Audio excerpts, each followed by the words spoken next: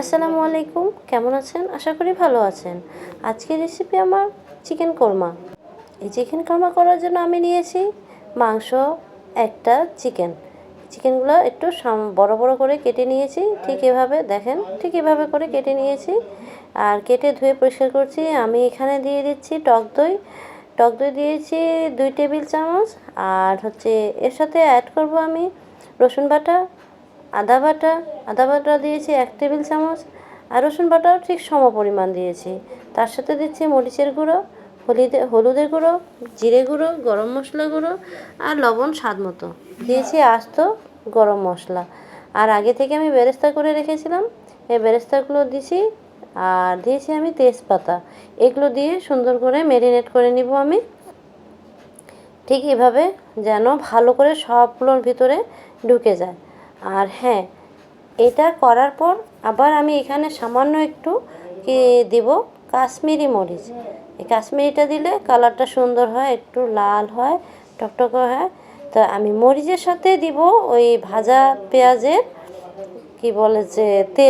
যে তেলটা আমি আগে রেখেছিলাম, তো দিতে ভুলে গেছিলাম প্রথমে, তাই এখন তেলটা দিছি। তবে এটা স্কিপ হয়ে গেছে। তো তেল আর মশলা এগুলো সুন্দর করে মেখে ম্যারিনেট করে আমি এটাকে রেখে দিব ঠিক 30 মিনিটের জন্য ঢেকে রেখে দিব।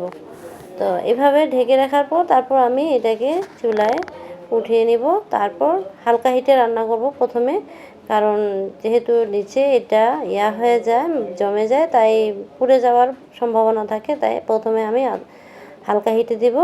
যখন এটা পানি বের হয়ে আসবে তখন একটু হিটটা বাড়িয়ে নেব। এই দেখেন এখন পানিটা বের হয়ে আসছে, তাই এরপর আমি হিটটাকে বাড়িয়ে নেব ঠিক এভাবে।